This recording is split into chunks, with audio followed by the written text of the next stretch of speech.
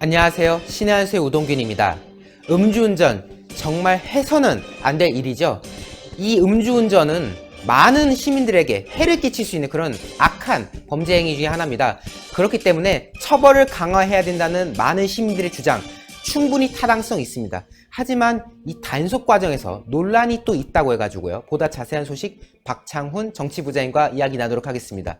안녕하세요. 네, 안녕하세요. 네, 음주운전 당연히 근절해야 되는 부분이고 처벌도 엄중하게 다뤄야 될 부분은 당연한 건데 이것이 좀 논란이 될 만한 소지가 있다라고 해가지고 오늘 또 그 해당 내용을 찾으셨다고요? 네, 그렇습니다.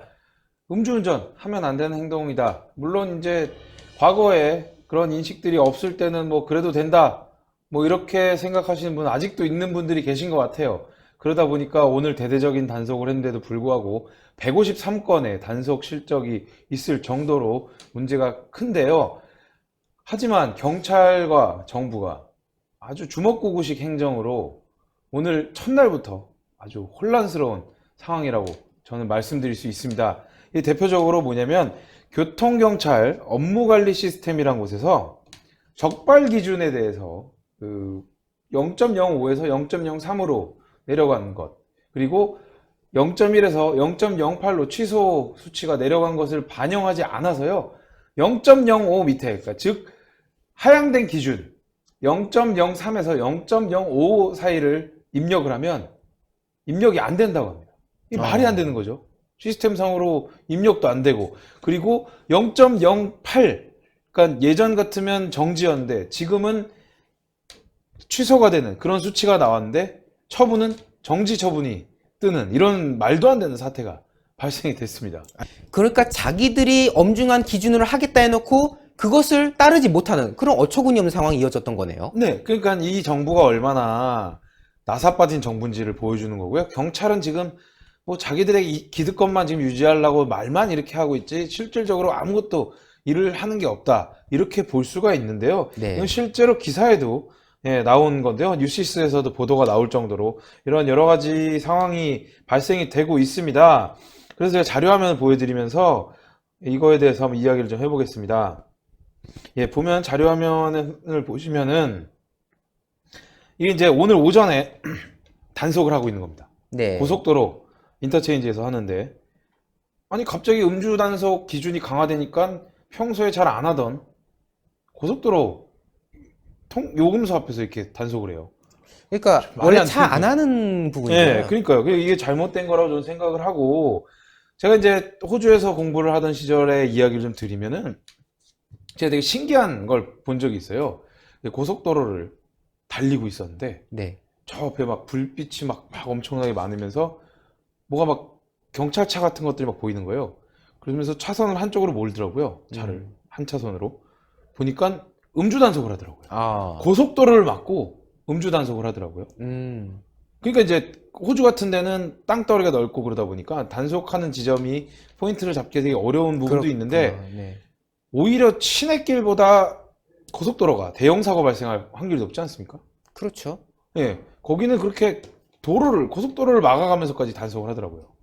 근데 우리나라는 항상 하는 데 있지 않습니까? 그것도 왜 여기서 하나? 그리고 항상 똑같은 데서 해요. 그러니까 사람들이, 그 동네를 잘 아는 사람들은 술을 먹고 운전할 때 골목으로 돌아간다거나 빙빙빙 돌아간다거나 뭐 음주 단속 안 하는 길로 이렇게 피해가지 않습니까? 랜덤하게 단속을 하고, 그리고 더 중요한 건 여기 뭐 인터체인지가 나오긴 했지만 이런 식으로 뭐 예를 들어 서울 같으면 올림픽대로나 강변북로에서 진출입하는 차들을 대상으로 단속을 해야 되잖아요. 근데 저는 그걸 본 적이 별로 없는 것 같아요. 거의 없는 것 같은데, 오히려 그러다 보니까 사람들이 피해 나갈 구멍이 많았던 거예요. 경찰관들이 일을 똑바로 안 해서 음주운전 사고가 많은 부분도 저는 있다고 생각을 하거든요.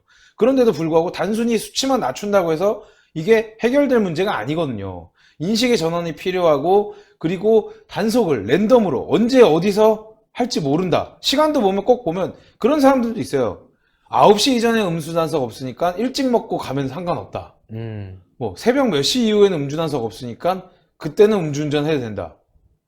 뭐 이런 사람들도 있어요. 낮에 낮술한 거는 낮에는 단속이 없으니까 괜찮다. 근데 이런 인식들이 있으니까 그게 습관이 된다. 저는 그렇게 생각하거든요. 오히려 그런 것들을 바꾸는 게 더 먼저라고 봐요. 그렇죠. 단속 기준이 강화하는 것도 중요하긴 하지만 이런 식으로 하는 것 자체가 문제라는 거죠. 사실은 네. 이게 참 안타까운 부분이 있을 수밖에 없는 게 이게 음주운전으로 인해서 참 많은 안타까운 그 인명의 희생이 있었지 않습니까? 네. 근데 그때만 딱 정치권들이 막 관심을 가져요. 그렇죠. 그러다가 뭐 제도적으로 보완을 하겠다면은 뭔가 인식의 전환이라든가 이런 걸 얘기하는 게 아니라 심지어 뭐 바른미래당에 지금 뭐 대표하시는 모분께서는 뭐 자기도 소시적에 음주운전 좀 했다. 이런 표현을 해가지고 또 논란이 됐던 부분이 있고 그리고 이제 법을 만들죠. 법을 만드는데 강화하는데 뭔가 저는 느낌이 물론 법은 엄중하게 해야 하는 게 마땅하지만은 단속을 위한 단속을 하는 것이 유리한 그렇죠. 거다. 그리고 말씀하신 대로 뭔가 그 단속하는 포인트도 뭔가 딱 정해져 있는 느낌 있지 않습니까? 늘 그러니까요. 그러니까 어느 타이밍 되면 항상 하는 거 요런 네. 느낌. 그러니까 오죽하면요. 요새는 있는지 모르겠는데 제가 옛날에 보니까 그 음주운전 단속하는 지점을 알려주는 어플이 있을 아, 정도였거든요. 그렇죠. 정말 이런 어처구니 없는 이런 행정부터 고쳐야 된다고 저 보는데 우리 박창훈 부장님께서 아주 그 부분을 냉철하게 짚어주셨어요. 아니, 그러니까요. 이게 저는 그렇게 생각합니다. 사람들이 음주운전을 안 하게 되는 가장 큰 이유 중에 하나는 그거라고 봐요. 언제 어디서 단속이 있을지 모르니까 음주운전 하면 안 된다. 뭐 이거 약간 치사한 얘기고 뭔가 그렇게 이야기하면 안 되는 내용이라고 할 수도 있겠지만 단속이 두려워서라도 음주운전을 안 하게 하는 것이 경찰이 해야 될 일이 아닌가. 사람들의 인식 전환도 전환이지만 경찰에서 24시간 연중 무휴로 언제 어디서 음주 단속할지 모르니까 사람들이 아 이럴 거면 언제 어디서 걸릴지 모르니까 아예 하지 말자. 이렇게 가야 된다고 저는 생각을 합니다. 그리고 꼭 보면 이런 거를 하면 이런 말도 안 되는 또 제도를 또 하다 보면 꼭 선의의 피해자들이 있어요. 네. 여기 뭐 중앙일보 보도나 이런 데 나오지만 이틀 전에 먹었는데 단속이 됐다는 거예요. 물론 아니, 그분의 말이 네. 진짜인지 아닌지는 확인할 수 없겠지만 생계형 운전자들의 경우에 계도할 수 있는 방법을 좀 고민을 해봐야 된다는 거예요. 그렇죠. 예를 들면 힘들게 스트레스 받아서 술 한 잔 먹었는데 다음날 차로 운전하시는 그러니까 운전으로 먹고 사는 분들이 뭔가 안 할 수 있는 뭔가 방법 운전을 안 할 수 있는 방법이 과연 있지는 않을까 뭐 이런 부분들 있잖아요. 뭔가 제도적이나 인식 전환을 할 필요가 있지 단순히 단속 기준만 낮춘다고 해서 변하지 않을 거거든요. 제가 장담할 수 있는 건 올 연말에 음주 단속 하잖아요. 더 많이 걸릴걸요? 저는 근데 사실은 이런 부분도 우리가 좀 짚어봐야 될 것 같아요. 그러니까 박창훈 정치부장님께서는 뭔가 그런 그 국민적인 그 차원에서 제도적인 차원에서 좀 그러니까 음주운전 단속에만 포커스를 두는 게 아니라 그런 외적인 그런 내면인 부분도 봐야 된다라고 네. 말씀하신 거예요. 근데 제가 좀 짚어봐야 되겠다 싶은 부분은 그 단속을 위한 단속을 하는 것 같다는 느낌을 저는 지울 수 없단 말이죠. 네. 당연히 법은 엄중하지만 근데 어떻게 뭐 그 시민의 말을 정말 빌리자면은 이틀이 지났는데 삐 소리가 난다. 삐 소리가 나가지고 내가 걸렸다. 100%뭐 그럴 건 아니겠죠. 좀 약간 과장된 것도 있겠죠. 근데 이거를 봤을 때는 과연 이 지금 이 측정 자체도 좀 우리가 합리적으로 보여야 될, 그러니까 이 측정 자체도 우리가 좀 제대로 체크를 해봐야 되는 부분이 아니냐. 왜냐면은 사실 이게 단속 기준이 단순히 강화돼가지고 단속을 이번에 뭐 분보기를 했다고는 하는데 그렇게 따지기에는 너무나도 좀 석연치 않은 부분들이 분명히 있단 말이죠. 네, 그거에 대해서도 제가 말씀을 드리면요. 일단 이제 자료화면을 보면서 이야기를 좀 해보겠습니다. 이제 경찰에서는 음주운전 특별단속을 8월 24일까지 진행한다고 합니다. 네. 뭐 토요일은 7월 13일 그리고 8월 3일은 전국 단위의 동시단속을 하고 지방청별로 월 2회 동시단속도 이루어진다고 합니다. 그리고 특별단속 기간 동안 기강항리를 위해서 전체 경찰관서에서 오전 7시에서 9시 출입 차량에 대한 음주 및 숙취 운전 점검을 하고 있다. 이렇게 얘기를 하거든요. 근데 전 이런 것들이 너무 마음에 안 든다는 거예요. 보여주기식 단속. 방금 얘기했던 단속을 위한 단속인 거죠. 이런 것들이 바로. 그렇죠. 제가 항상 말씀드리고 싶은 건 이렇게 7시에서 9시까지, 몇 시에서 몇 시까지 이런 거 좀 하지 말자는 거예요. 랜덤하게 아무 때나 막 단속하는 거죠. 그래야지 단속에 대한 효과가 있다고 저는 생각을 합니다. 특히나 유흥가가 많은 동네 있지 않습니까? 그런 데는 딱 봐도 티나는 사람들이 있어요. 술집에서 술을 먹고 나온 다음에 차 문을 열고 운전하려고 그러는 사람들, 예? 많지 않습니까? 경찰관들이 거기 계속 돌아다니면서 음주운전 하지 말라고 그렇게 얘기를 해야 돼요. 차 문 딱 여는 순간, 음주운전 하시면 안 됩니다. 이렇게 해야 된다는 거예요. 그리고 그 사람이 뭐 대리를 불러서 간다거나 혹은 술을 안 취한 사람이 운전하는 걸 확인하기 전까지 그 앞에서 기다리고 있는 뭐 이런 모습들이 필요하다는 거죠. 근데 그런 거 왜 안 하냐? 저는 그렇게 생각합니다. 경찰관들이 자기들 힘드니까 안 한다고 저는 생각합니다. 예? 이렇게 얘기하는 거 기분 나쁜 경찰들? 그러면 민감용 경찰청장 이거 막 기분 나쁘면 랜덤으로 언제나 24/7이라고 하지 않습니까?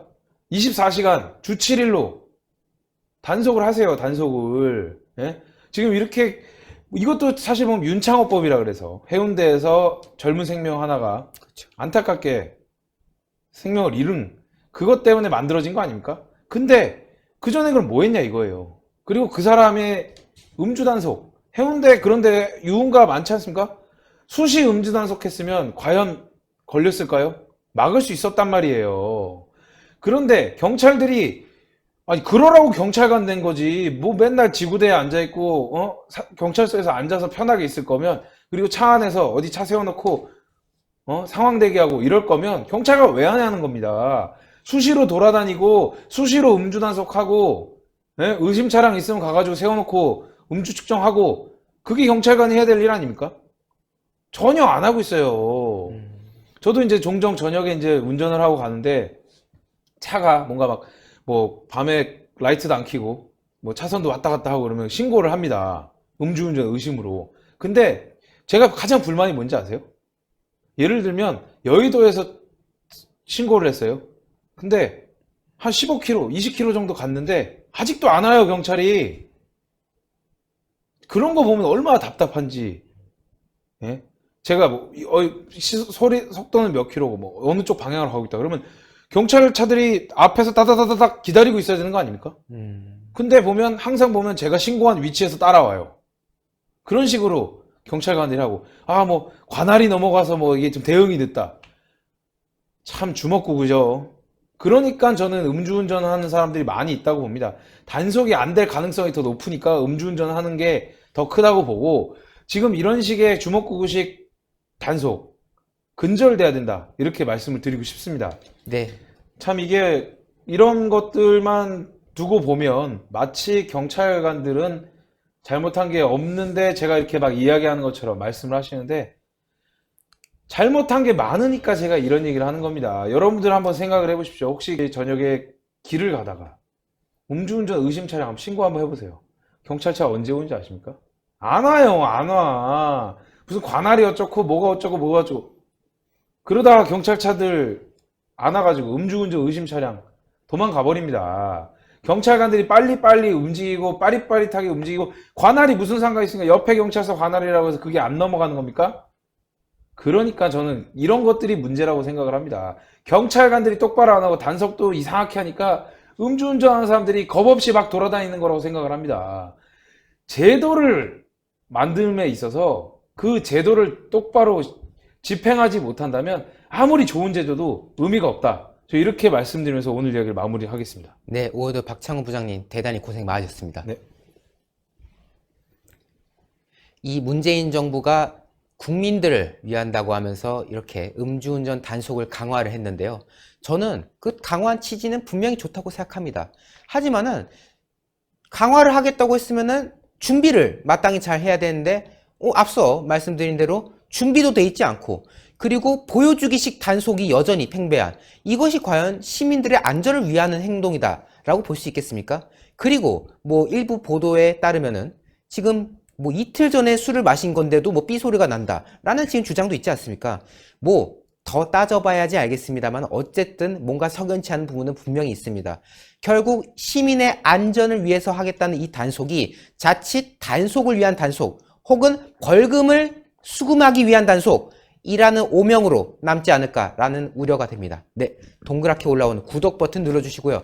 추천 버튼 눌러주시고 댓글로 많은 응원과 성원 부탁드리겠습니다. 여러분 대단히 감사합니다. 고생하셨습니다. 네.